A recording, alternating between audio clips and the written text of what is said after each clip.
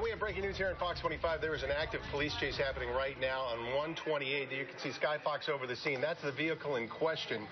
And this is 128 North. That car in the breakdown lane has been involved in a police chase with officers. It started in Walpole, came up Route 1 in Dedham. Police is, we understand, fired twice at this vehicle in part of the chase. Then the vehicle was able to get its way onto off from Route 1 in Dedham onto 128 North, and that's what we're seeing right now as Sky Fox continues to follow this vehicle. Elizabeth Hopkins alongside as well. Elizabeth, we don't know what started this chase. We don't know what the suspect in this car is involved with or the circumstances that led up to this chase, but we do know this is a very active scene right now, and it's been going on for the last several minutes as it has gone from Route 1 to 128. You can see traffic now. This looks like it's in the Needham stretch where they've been working on expanding Route 128 and Highland Avenue there. So it's going to be very difficult, I would think, for this car to maneuver its way through the traffic. At this point in time, with the vantage point we have, we're not seeing any police giving chase. But again, this has been a very active scene. Shots fired by police at this particular vehicle, which is now on 128. What's interesting is this is a particularly dangerous time to be flying through because you can see the traffic is somewhat thick in this area. And we have seen, I mean, this guy was just flying up 128. We heard exit 17, 18, and the numbers just kept climbing. This is just breaking in the last few moments or so. And now you can see what's interesting is he's actually had to slow down because of the speed of traffic. Now, of course, as our Sky Fox is over the scene there, police are presumably behind and going to positioning themselves in front of this guy as well. But it's really, Route 9 is coming up here where he might be able to try to get off, but you would think police would have a pretty easy time given the fact that this is so congested right now in being able to shut off. He's got some damage in the vehicle already. We could see on the driver's side, you also see it looks like a bumper hanging off the other side. So he is trying to obviously weave his way through. There we see the police vehicle right behind giving chase at this point. And again, if you're just joining us, we don't know what precipitated this, what led up to the chase, but it started in Walpole down Route 1 right up to here in Dedham. And again, a couple of shots were fired at this vehicle. He's banging into other cars as he tries to work his way to some point of an exit here. And it looks like he could be coming up on the Route 9 exit. You know, the other drivers... And it looks like that's what he's turning on to right now. Yeah. Look at him going by that dump truck. And that police cruiser, state police getting off the exit, cutting right through. These other drivers not aware at all of the circumstance, presumably, that's going on here. You can see, as you said, a little bit of damage. This guy is doing anything he can to get away from cops. Look at him. And he's cutting right across and now going the wrong way on Route 9, going the wrong direction. Incredibly dangerous situation. Not only that, through that construction area as well. We believe that's the Route 9 exit that he got off of there. And now it looks like he's turning back onto 128 to go in the other direction. That could be Highland Avenue there by the Muzzy dealerships. And in fact, I think that's what it is. So it was not quite to Route 9. He got off at the Highland Ave exit. Now he's turning around and trying to go back on 128 in the opposite direction. And hopefully police are stationing themselves in the right place. But this is a guy who will go off the road, go in any direction, go the wrong way, as we just saw there. Again, off the road, around these cars, and just skimming by that barrier over there. So police paying attention to this, Elizabeth, they do have points where they could try to keep this guy from getting off the highway at this point and blocking exits. He is obviously out of control, a very dangerous situation, and paying no respect to any type of traffic law, obviously. Going the wrong way on Highland Ave there and cutting across the exit.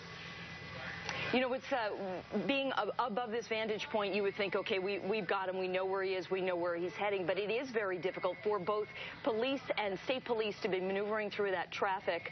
We're going to take a look as he gets further down 128 South. We saw him loop around, cut across traffic, knock into other cars as he's trying to escape. The thing that concerns me, too, is that, again, there has been gunfire exchanged. And this is a person who clearly is doing anything he can and not concerned about either his welfare or anyone else's at this We don't know what the suspects or suspect, and we don't know how many people were in the car or what was happening, but shots have been fired by police at this vehicle earlier in the chase. That actually happened, I believe, right outside our studios here in Dedham as the vehicle worked its way. We heard the sirens going down the street. And they were right across the street from where we are, and the vehicle was able to get back on 128, and now you see it on 128 South.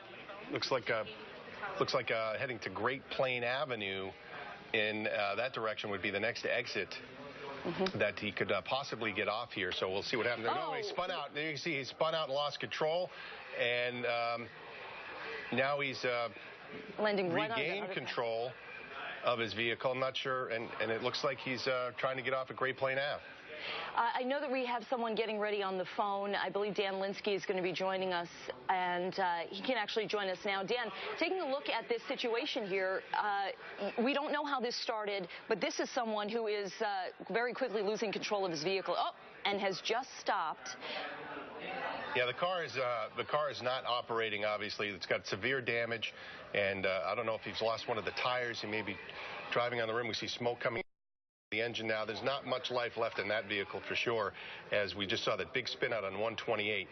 And from this vantage point, nobody in the passenger seat, so there could be someone in the back seat, but from what we're looking at right now, there's only a driver that we can see in this vehicle. And a lot of damage to that car as it makes its way at a rapid rate of speed down Great Plain Avenue, passing vehicles on the wrong side. And this has been going on now for at least the last 20 minutes or so. Dan Linsky joining us on the phone now. Dan, your first blush, your first take on this? A very dangerous situation for all involved. Hopefully law enforcement can get this guy under control. This is, please try and avoid the area. Let law enforcement get in there.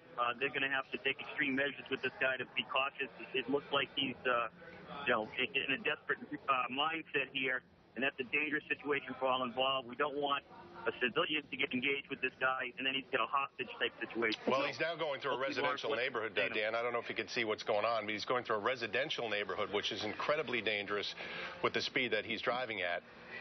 Dan, what is the concern? I mean, this guy may have to abandon this car fairly quickly here with all the damage that we're seeing here, and he is losing control even on some straightaways. What is the concern? If this guy gets out of that car and bolts, that could very quickly become a very dangerous situation for all the residents in that area. Am I right? Absolutely. Residents should stay inside, lock the doors, and if he gets out of that car, there's going to be a very dangerous potential for a running gun battle if he's still armed and still able to fire shots at officers. So this is we need to get a number of officers in there so they can protect themselves, get the appropriate weapons, and hopefully take this guy into custody without any further altercations here. But this is very dangerous. If you're in that area, just close your doors, lock your windows. Tune to the TV and let law enforcement do their job. Do not get involved. Do not go outside. All right, Dan, he's coming up to a traffic stop here, and he's just completely ignoring that and blasting by all the other vehicles. We want you to hang on for a second. We're going to check back in with you. Fox 25's Catherine Prada can give us a little more information, Catherine. This guy's now going up on the sidewalk trying to pass cars. Yeah. And, Catherine, we understand you heard the gunshots and have a little bit more information about what has transpired in all of this. Okay, I guess... Catherine Bertram, who Catherine is here now. She's in our studio. And Catherine, you were actually watching all of this as it was unfolding right outside of our studios. As this guy now has come to a stop at a Party City warehouse there, it looks like. Yeah, Gene, as we're waiting to see what happens if he jumps out of that car, you can see the smoke rising from it there. We were watching the beginning of this chase. It entered Dedham from Walpole. Oh, and it appears actually there might be some flames coming out. We see a door opening, that passenger side door there, and someone getting out of the car. I'll send it back to you guys at the desk. Okay, so we see the suspect has gotten out of the car and again carrying something. And he is trying now to escape on foot. His car is, he abandoned the car. Now he's trying to get away on foot after a high-speed chase with police. Police did fire gunshots at this particular suspect. And this is where the chase has taken us now as he's gone through down 128 in Needham and then doubled back into Dedham. Now he's going into this particular building here, and this is a very, very dangerous situation. Obviously very concerning to police because we don't know if that guy has any weapons on him or what the situation is, but he's now just gone into a building, and now he's come back out. And it looks like what we're looking at here is a light-skinned male carrying a black backpack, wearing jeans and a black T-shirt. He just abandoned his car near a warehouse, got out of the vehicle, carrying something, pushed his way through, went into this building, came back out, ran through the parking lot. Looks like an apartment complex. We don't know what building that is. And there it appears he is again at the door. Yeah. And as you're saying, it does appear as an apartment complex, and Gene, it may be the case that he can't get past a certain level of doors without actually living there. But this is a guy who is... Just wanted to these apartment buildings off of Dedham Street and DFW Parkway. All right, that looks like somebody who's outside who's shooting, who's just happened to be a witness or a bystander there. Now, this is off Dedham Street and VFW Parkway, an apartment there. And obviously, we just heard from Dan Linsky, and if he is still on the phone, Dan, just give us a perspective of what people in this building need to be doing right now. Get into the bathroom, lie in your bathtub, wait for law enforcement to open your door. Get away from any windows, do not engage this individual. Let law enforcement do their job. Lock your door, get into your bathroom, lock your bathroom door, and shelter in place away from this guy. An incredibly dangerous situation here. We see people starting to approach the building. There are some people who have come out of the building, not seemingly involved, maybe even unaware of this situation, putting their hands up. Again, police are approaching people who we do not believe to be the man who was driving the car. And they are going inside now. We don't know if the suspect was able to get into the building or an apartment, if there's a back exit to the building, and maybe he took off on foot again. That's something police are investigating. They're going into this building right now. And as we watch this, let's get back to Catherine Bertram. And Catherine, you started to tell us what you were able to witness from right here in our Dedham studio across the street as this particular suspect got engaged and police actually started opening fire. Yeah, Gene, Sky Fox was on top of this chase very quickly, and we watched it as it came down the main route here in Dedham just past our studio. We saw one instance where the car had an initial crash. It appeared a little bit and stopped in the street. That's when we saw two police officers get out of their vehicle and fire shots. One of the officer firing shots at that car. And what you're seeing right now is this second instance. It's actually there at the median, the on-ramp to 95 North, Route 128. You see the car backing up, pinned in by that police SUV. Two officers, one with his gun raised, shooting at the car. The other officer chasing it, realizing that suspect was getting away, and then very quickly getting back in their SUV to attempt to chase this suspect down again as he headed back onto the interstate. And we saw how dangerous that part of the chase was. Very high speeds, weaving in and out of traffic. And again, as Catherine says, this is video from literally just moments ago, really, because this is all broken just in the last, I would say, 30 minutes or so. We are going to continue to take a look at this video, which shows this vehicle, this silver or goldish colored vehicle that increasingly began to sustain damage as whoever was driving it, a man that we later found out was a light-skinned male wearing a dark t-shirt, jeans, carrying a backpack. He was the one apparently behind the wheel of this car, racing up 128 North, 95 North, going past exits 17, 18, 19, 20, and at one point looped around, came back southbound. Jim, we saw him driving in the wrong direction. Very dangerous. He took the wrong way. He weaved his way through a lot of tight traffic, 128 in the Needham stretch, where there's a lot of construction going on, if you've been driving through there at all. And this was earlier. This is on 128 near High Plain, Great Plain Avenue. You could see he spun out there and really lost control of the car. And this is back over the scene now live. That vehicle, we saw it sustain most of the damage on that spin out there. And the vehicle, obviously, you could see the tires blown out. And this is the vehicle now where it was abandoned on fire. So we got a lot of different elements at play here. The car's on fire. Police have gone into that apartment building where the suspect who was driving this entered. We don't know what's going on in the building. Obviously, everybody in there hopefully is okay, because we don't know the circumstances in terms of what was going on. They certainly probably are unaware of the situation as well. And there you see that apartment building. It is at the corner of Dedham Street and VFW Parkway. You can see a law enforcement agent outside. But what we saw was this driver go into the building, come back out, try to get in through another door, come back out again, and re-enter the building once more. At that time, apparently there were other people who live in that apartment building or had business in that apartment building who came out and were unaware of the situation going on. We're going to show you in just a moment that driver actually getting out of the car moments ago before it caught fire. And you'll see he's going to be carrying a black backpack, and he's going to run past this warehouse and try to make his way through this fence. It seems he might have some familiarity with what this particular area. Again, this started in Walpole and worked its way down Route 1 through Norwood and then eventually through Dedham here, and then back onto 128 through Needham. Then he got off at Great Plain Avenue, and now he's in this particular area here. He knew to go through that fence and went through to the apartment complex. So there's, a lot we don't know and a lot of just speculation. But I want to ask Dan Linsky. Dan, now that it appears, anyway, to the best of our understanding, this suspect might be in that apartment complex. How are police handling this situation now? Are they going door to door? What is their approach? The first thing they're going to do, Gene, is get a perimeter around that building. They're going to try and get any innocent individuals that they can safely out of that area. And then they will go make an assessment as to where this individual is. They will most likely be going door to door, house to house, trying to find him. But the main concern is to get people to shelter in place and make sure they're safe. All right, and we're hearing that they may have actually apprehended the suspect. We have no confirmation on that right now, but we're waiting to find out, and Skyfox over the scene, so hopefully we'll get that shot. And again, to give you some perspective of where this is down a little bit further on Route 1 now, as this particular driver turned around near the VFW Parkway, live on the left-hand side of the screen. And this was, as Elizabeth, where the heavy damage sustained as he crashed into that guardrail. And then he was able to regain control of this vehicle. We saw him shoot off just as soon as he spun out and went across, you'll see him go across different areas. He'll go the wrong way, increasingly sustaining damage. Eventually, he had to abandon that car at that Party City warehouse that we saw, and that car ended up bursting into flames just a short time after he abandoned that vehicle. Incredibly dangerous things that could have harmed himself.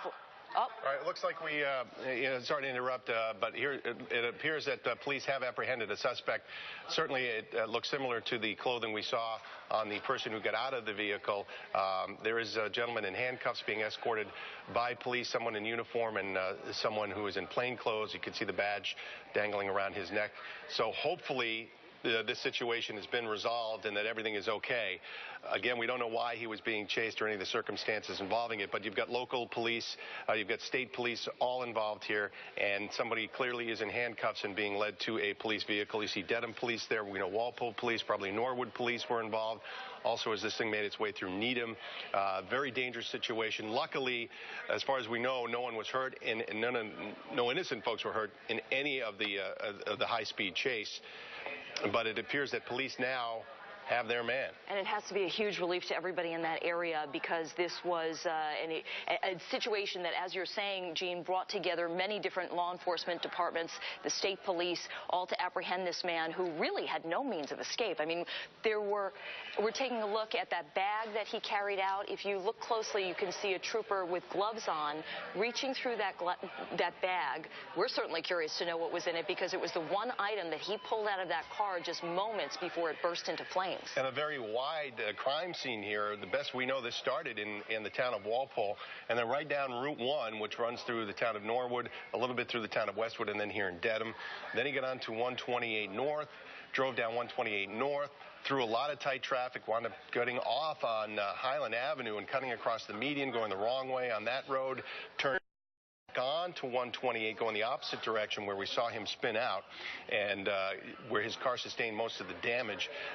That's a shot above Route 1 now, which is right near the VFW Parkway area.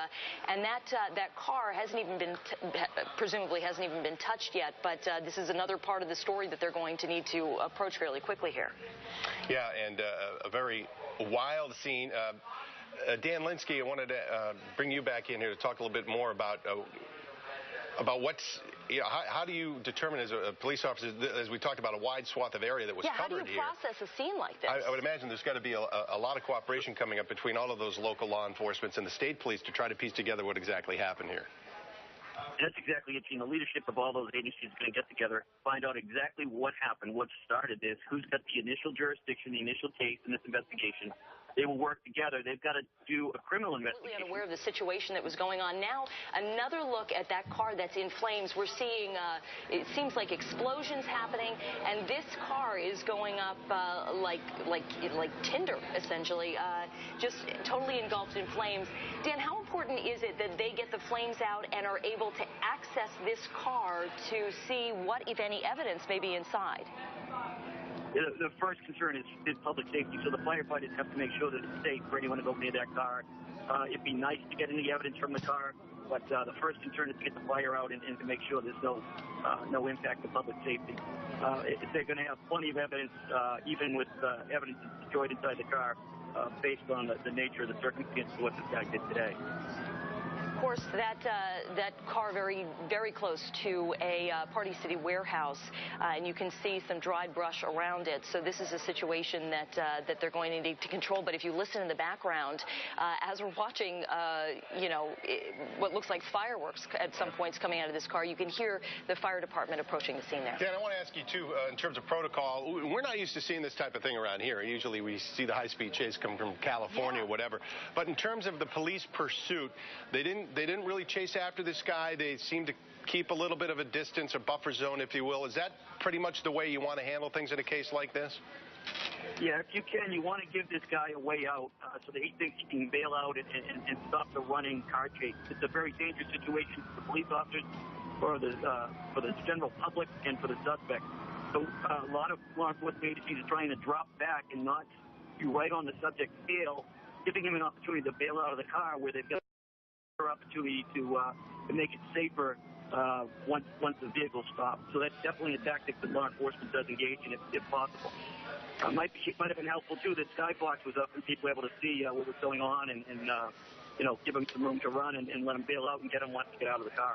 We're just seeing on the right side of your screen that interaction with police where their weapons were discharged. They fired at this vehicle and he was able to escape. It looked like they were going to be able to get him because he was surrounded by pine trees. He was surrounded by police, but he was able to slip away and take off once again. It really is just incredible video to see, and such a wide swath of area where he was able to not only travel but then crashed his car, escaped into an apartment complex where people inside seemed unaware of this man trying to access that building, came in and out several times before police were able to finally get into that apartment complex, get him, and then come out. We're seeing right now the firefighters who are about to douse this car that has gone up in flames in the last 15 minutes or so when that car was first abandoned. Imagine, Elizabeth, driving along 128 there on the highway, and you're sitting in traffic and you're waiting, and this car comes in, weaving in and out. Not only that, but he was banging into these cars. I mean, it just looked like some sort of monster mash at some point where he was clipping the tail ends,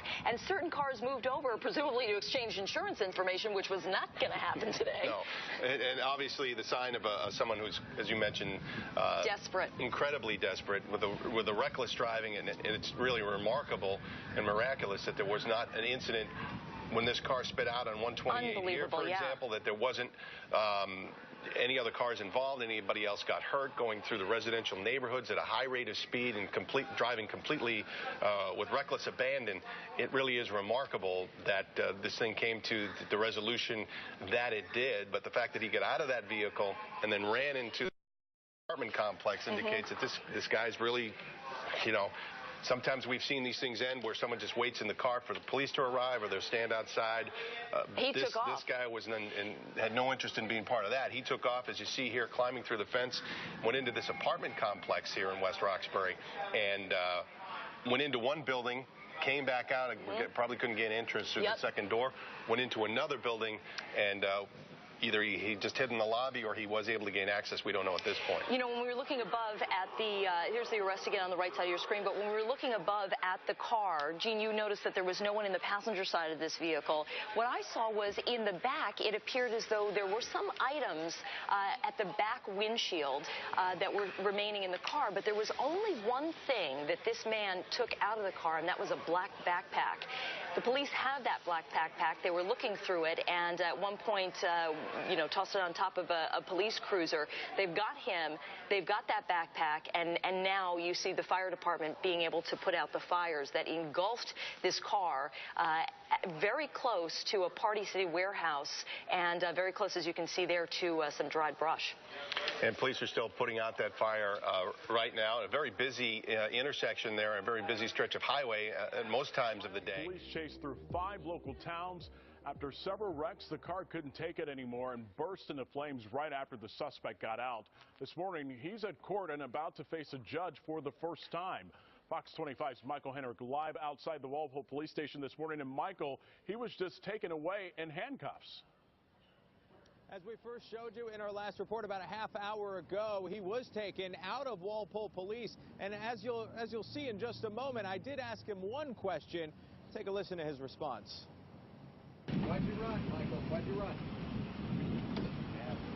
I love the public. Police suck. Not really a direct response. No real answers there, just venting some frustration. That was Michael LeBlanc, the suspect in that high-speed chase caught by Skyfox's camera. The chase captured New England's attention live on Fox 25 for nearly 30 minutes before police finally captured the man behind the wheel, 28-year-old Michael LeBlanc. Well, we have Skyfox over it. He's slowing up in traffic now. With Skyfox overhead and Fox 25's Bob Ward on the road showing LeBlanc's silver sedan out of control, police say the suspect might have led police on a chase starting with the dragged officer in Walpole to a fiery end in West Roxbury. It looks like he's going to cause some damage. He's in a heavily traveled area. All because of a recent criminal spree possibly involving an armed robbery. Walpole's police chief says LeBlanc might have been attempting a suicide by cop. He actually asked the officers what he has to do to get shot by the police. And that's a big reason why LeBlanc was on suicide watch here at the police department as he was kept here overnight.